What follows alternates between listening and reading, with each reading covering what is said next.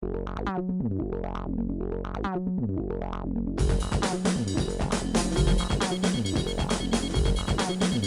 tal, amigos? Mi nombre es Ricardo Vázquez Kunze y este es su programa Pulso Parlamentario por Congreso Televisión y Radio Congreso. Hoy ya tenemos un programa muy interesante. Estará con nosotros Pedro Yaranga, experto en narcotráfico y seguridad estratégica, para conversar con nosotros sobre el último atentado que ha enlutado a la familia policial hace pocas horas en las cercanías de Huanta, en que han muerto dos efectivos de la ley.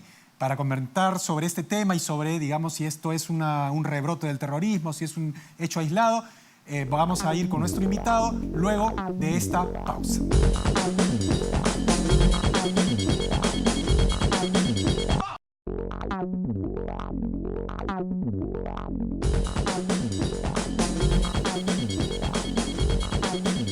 Amigos, regresamos con lo anunciado. Está con nosotros Pedro Yaranga, él es experto en narcotráfico y seguridad estratégica.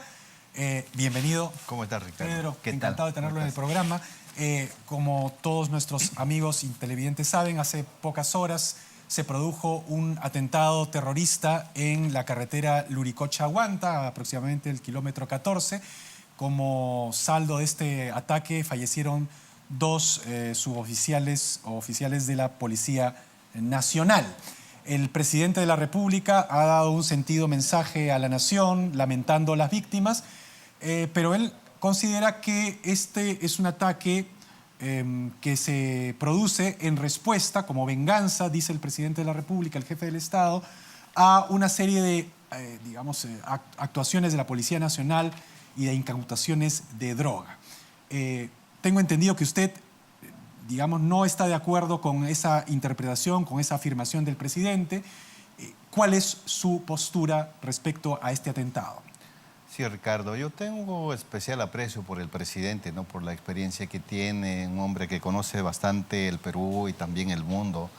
Sin embargo, no quiero pensar de que él sepa de todo también. Para eso tiene gente en el entorno y me parece esa posición es una posición equivocada, ¿no? O sea, al presidente lo han informado mal y él ha dado un mensaje a la nación con una idea que no es la correcta. ¿Cuál sería la verdadera situación detrás de este ataque, si no es la venganza? ¿Qué son terroristas, o si quieres, llamémoslo como narcoterroristas, que es la convivencia narcotráfico-terrorismo? Y hay que precisar que el terrorismo en el mundo nunca trabaja solo, siempre de manos con la droga, en cualquier parte del mundo. Y el Perú no es la excepción. Sendero Luminoso siempre tuvo contacto con el narcotráfico. Recuérdese que en los finales del 82, ya Guzmán, desesperado, ya había autorizado el ingreso del camarada Artemio Alguayaga. Solo así pudieron un poco levantar todo el apogeo de la fuerza que tenía en ese entonces toda la militancia de Sendero Luminoso o el Ejército Guerrillero Popular. Entonces, acá, ¿de qué estaríamos hablando? Porque lo que se dice es que, básicamente, la idea general es esta, ¿no? El presidente dice que es una venganza porque ellos han hecho operativos y han incautado gran cantidad de droga. Entonces es una venganza prácticamente del narcotráfico. Esa es una primera lectura. La otra, que generalmente se estila en todos los medios de comunicación, es que ya no hay terrorismo. Lo que hay son remanentes, pero que básicamente son narcotraficantes que utilizan el logo de Sendero Luminoso o de otra organización terrorista X como para de alguna manera darse una especie de investidura, ¿no es cierto?, política, pero que realmente no hay nada de político ahí, no hay nada de sendero ahí, no hay nada de ideología ahí, es narcotráfico puro y duro. Sí, ¿Es eso o no es así? Sí, he escuchado también esas versiones. Entonces yo diría, retrocedamos a los 80, cuando un expresidente decía que simplemente eran un puñado de avijeos y que se les iba a aplastar fácilmente. El presidente Belaúnde efectivamente dijo esa frase, pero no fue en los 80, fue en los 60. En su primer gobierno, que también hubo digamos, movimiento 60, guerrillero, dijo que eran avijeos. Y claro, han trasladado esa frase a los 80, pero efectivamente minimizaron el hecho. Eso es lo que usted quiere decir. Entonces, en el momento. En el análisis comprenderás, Ricardo, por ejemplo, si tomamos al famoso Sun Tzu, que es el padre de toda la estrategia a nivel internacional, entonces él recomienda decir: conócete a ti mismo y conoce al enemigo.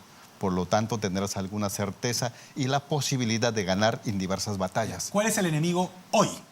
Que continúa digamos, si llamámoslo así, la segunda etapa de Sendero Luminoso. En el 99 cae el camarada Feliciano en Huancayo, ahí se hizo una fiesta, se dijo de que ahí había terminado toda la facción de Sendero Luminoso. Pero el mismo 99 en septiembre, por primera vez los Quispe Palomino atentan contra un helicóptero en la margen izquierda del río N. Desde ahí vienen los continuos atentados. En los últimos años también dijeron que ya no había nada, que simplemente son sicarios del narcotráfico, o que simplemente son narcotraficantes, es una firma del narcotráfico, y entonces empiezan con por lo menos en el año anterior a diversos hostigamientos a diferentes bases militares, y en marzo de este año con un ataque también certero a un grupo de policías que se desplazaba por una carretera principal en la zona de Santa Rosa, en el Braem. ¿Cuántos? 3 policías muertos y un herido. Igual se dijo que era por represalia por la incautación de un determinado sector del Braem de droga. Los ataques que se han visto, digamos, este último y los que usted está, digamos, refiriendo hace poco, ¿tienen el mismo modus operandi, básicamente? No, es decir, se asaltan o se atacan, digamos, digamos camiones o patrulleros de la Policía Nacional que van aislados prácticamente, no van en convoy y ese es el resultado. ¿Cuál es la situación ahí? Sendero Luminoso siempre ha trabajado con campañas y las campañas normalmente son anuales, ¿no es cierto? Y el Movadef también trabaja por su parte con campañas, pero son campañas políticas. Ellos dicen en tiempos de paz.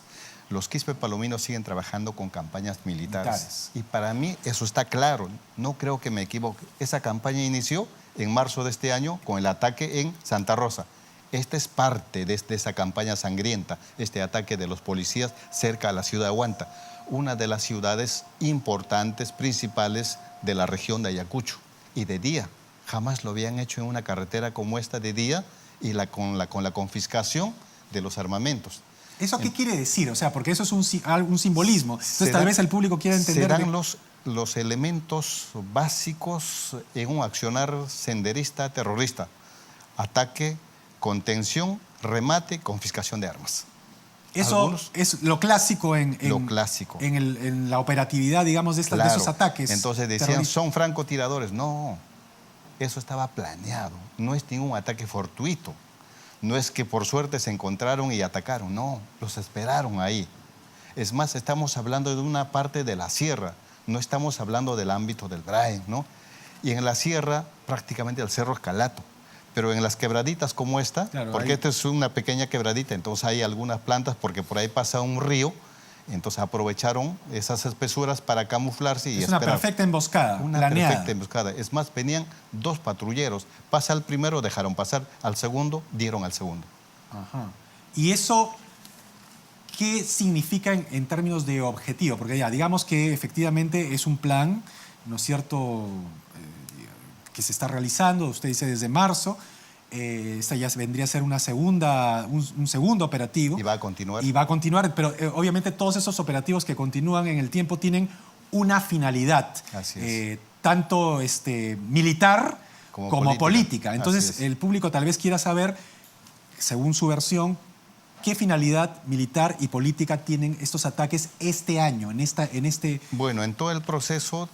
Sendero sigue teniendo la misma finalidad política. Obviamente pensar que ellos vayan a tomar el poder a través de las armas, eso es imposible, porque todo el cambio estratégico en el mundo, ya no estamos en los 60 ni en los 70, menos en los 80. Entonces el tiempo ha cambiado. Pero esta gente que sigue en el Braem todavía sigue con ese pensamiento. El pensamiento de los 80. De los 80, o sea, tomar el poder a través de las armas. Entonces, pero si pensáramos que simplemente son personas que tienen interés por el dinero y que son sicarios del narcotráfico, ¿qué sería? Amasar fortuna, luego disfrutar. Estos no salen del lugar donde están. O sea, digamos, lo que nos da a entender ustedes es que cada ataque que ellos hacen es como un acopio de fuerzas. Yo tomo un cierto territorio, voy dejando, digamos, una estela en esos territorios, es acopiar fuerzas y avanzar. Por supuesto, por ejemplo, en el Braem me parece que ha actuado muy bien ese grupo especializado de la policía Divinés, que después se sumó a la Fuerza Especial del Ejército, la Fuerza Aérea y la Marina, y actuaron como la Brigada Lobo. Y el mejor trabajo que hicieron con tácticas no convencionales, porque es imposible ¿Qué son atacar, tácticas no convencionales para que el público lo pueda entender? digamos, con las formas como ellos hacen. Para un ataque, para una emboscada, esas no son tácticas que están escritas. Esas son tácticas que se hacen en el paso. Por ejemplo, en una de esas decían, en un desplazamiento no desplazarse en grupo, porque eso llama la atención. Hay que desplazarnos 2 por 2 o 2 por 3, confundiéndose con los campesinos. Si hay armas hay que llevar en costalillo. Solamente sacar para hacer una acción militar. Y eso es lo que están haciendo. Si pasa el enemigo, camuflarse simplemente en el lugar confundiéndose con la zona. Pasa el enemigo, levantarse inmediatamente y continuar el rumbo. Eso es lo que están haciendo. Ya, Y este grupo especial de la policía, mezclado con el eje, también hacían lo mismo. Por eso es que lograron asesinar a 2 mandos importantes que eran los camaradas Alipio y Gabriel en el 2015. Esa fue la baja más contundente dentro de la organización, porque Alipio era el mando militar más, más capacitado para hacer este tipo de emboscadas, manejo de dinamita, también los ataques a los helicópteros, y era el más sanguinario.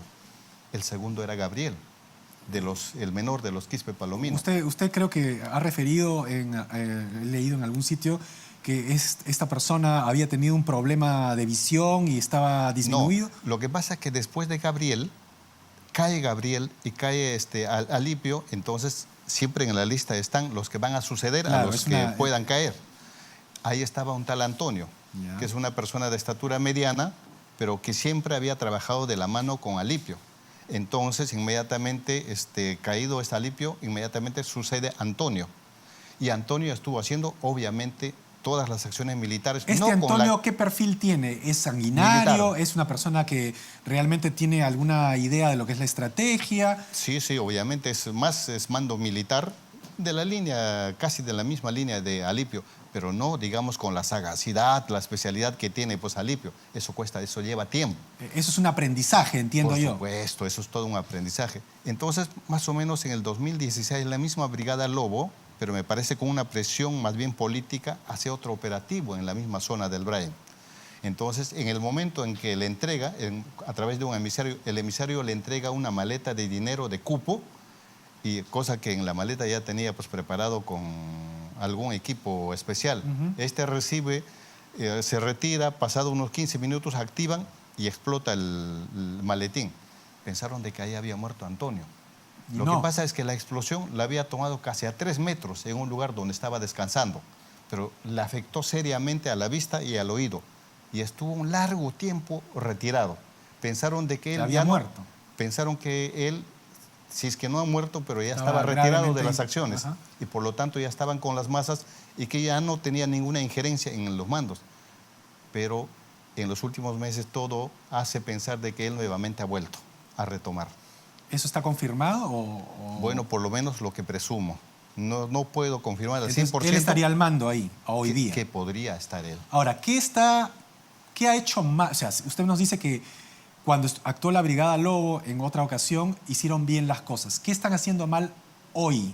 Que, digamos, han muerto lamentablemente 2 efectivos de la Policía Nacional. Bueno, en el caso de la policía, digamos, en el caso de las Fuerzas Armadas y la policía, después de cada gobierno siempre se dan, hay algunos que se van de baja, ¿no? Que también hubo ese tipo de cosas en este grupo, pero quedan algunos. A esos algunos hay que volver a tomarlos y continuar dándole apoyo logístico.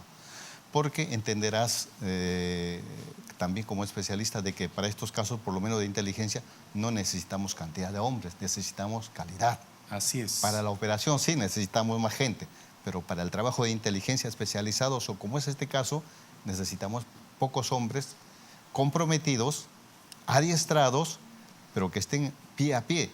¿Qué necesitan? Solamente apoyo logístico.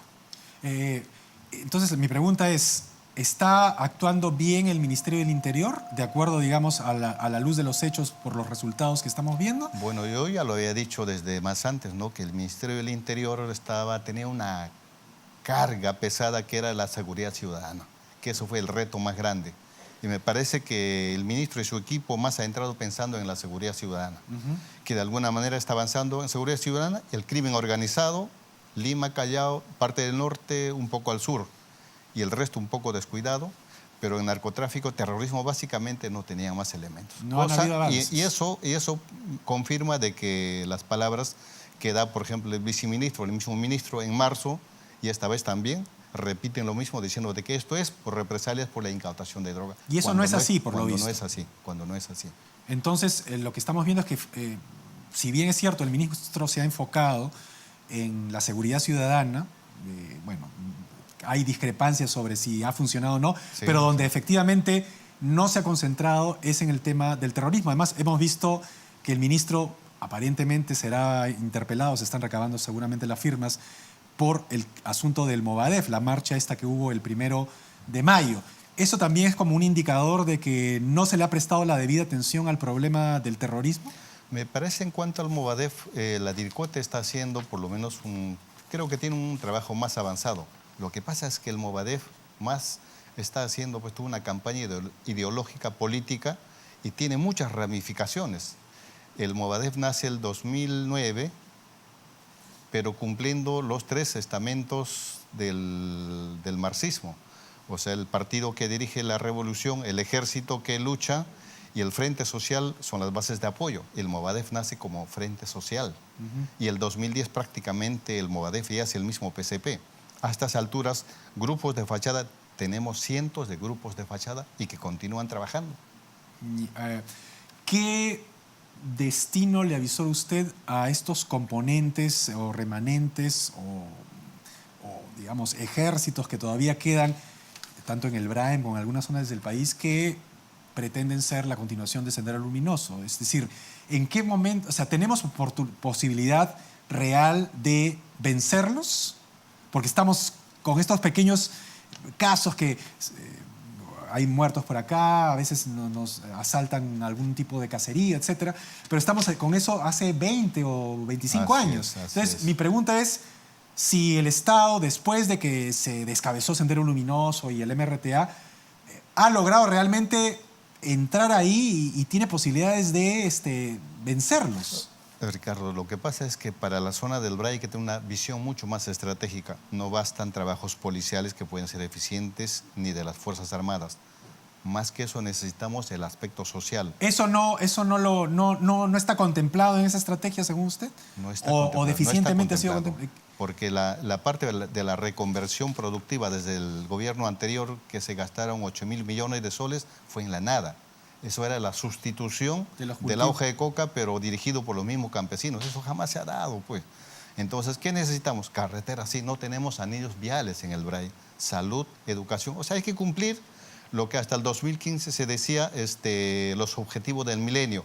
Del 2015 a la fecha son el desarrollo estratégico, ¿no? El desarrollo sostenible, que ahora tiene 17 objetivos. Así es que parte de esos objetivos hay que cumplir ahí, pero básicamente en carreteras, que son medios de comunicación, salud, educación y un poco de apoyo a los productores de la zona. Mira, el Bray es una cuenca bastante grande, dividido en 2. La primera parte, que es el Apurímac, que es la parte más contaminada, que es cocalera casi en 90%. Más abajo, la cuenca es un poco más grande, que es la cuenca del río N. En esa cuenca hay productores de cacao orgánico que están sacando grandes extensiones y sin mayor apoyo.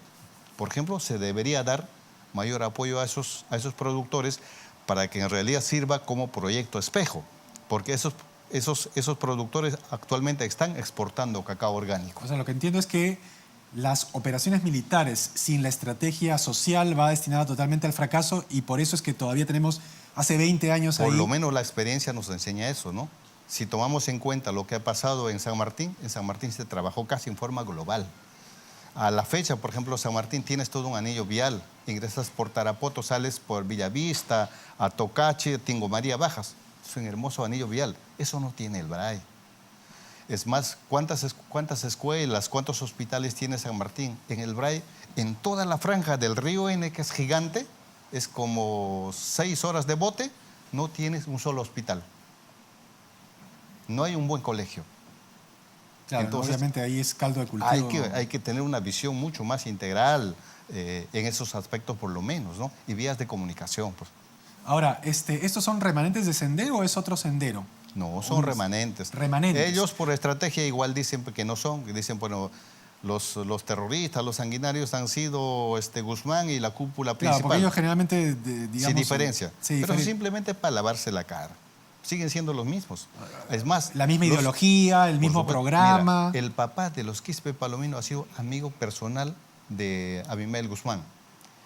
Cuando inicia esta acción militarmente, porque políticamente nacieron años antes, en Chuch, el 17 de 1980, ahí estaban los Quispe Palomino pequeñitos y los primeros pioneros de la línea de Guzmán han sido los Quispe Palomino.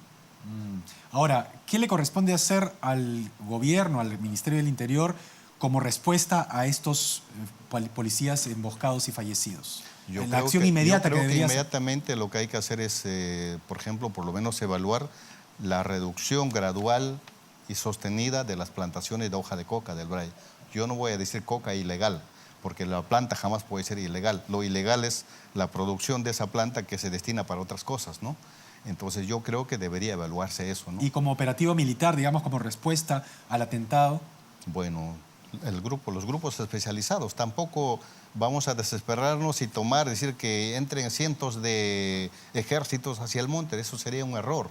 Hay que fortalecer ese grupo, retomar nuevamente esa fuerza que tenía hace algunos años y continuar trabajando. Paralelamente también una visión social. No se hará mucho en este gobierno, pero por lo menos hay que dar algunos pasos importantes, sólidos.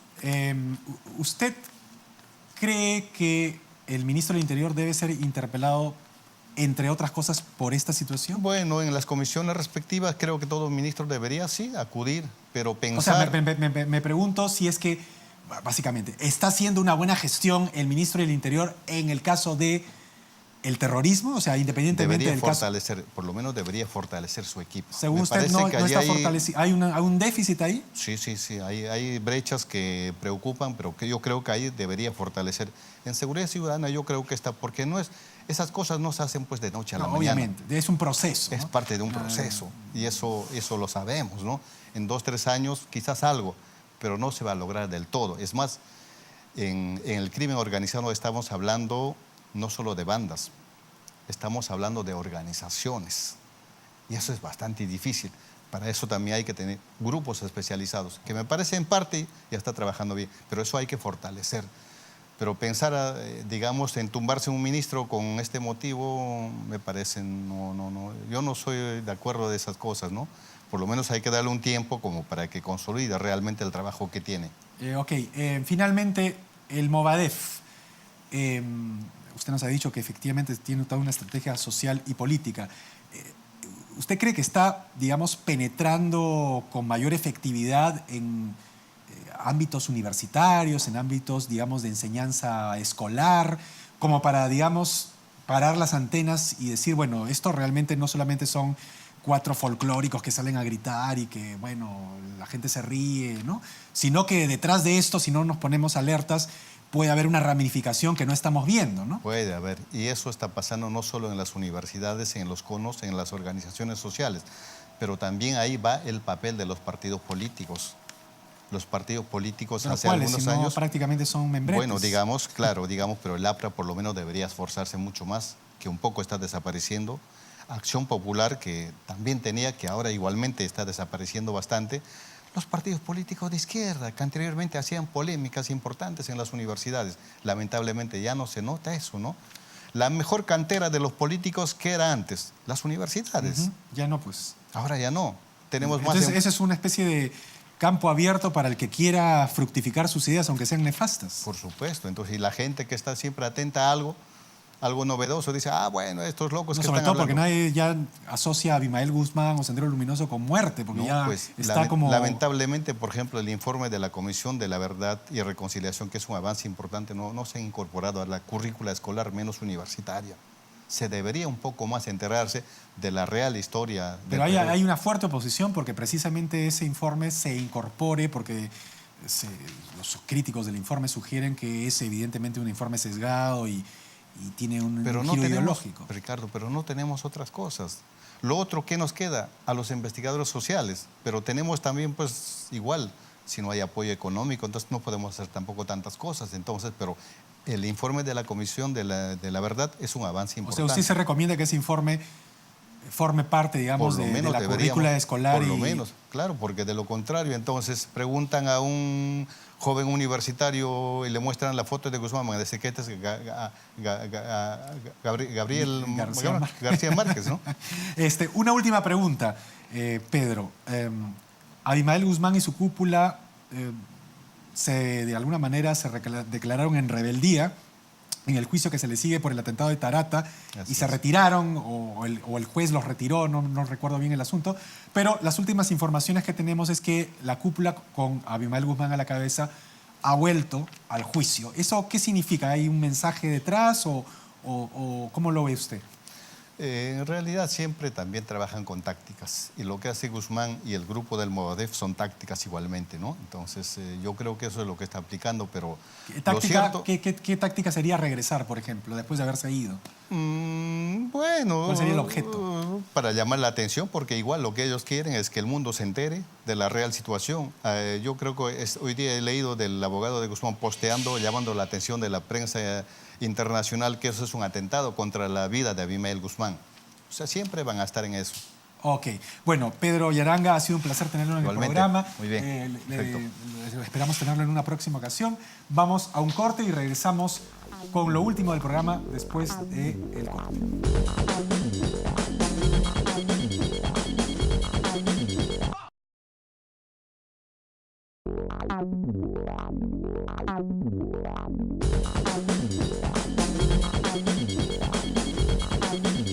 Bien, amigos, no hay tiempo para más. Muchas gracias a todos nuestros amigos que han participado en las redes sociales. Y conmigo será hasta una siguiente emisión de Pulso Parlamentario por Congreso Televisión y Radio Congreso.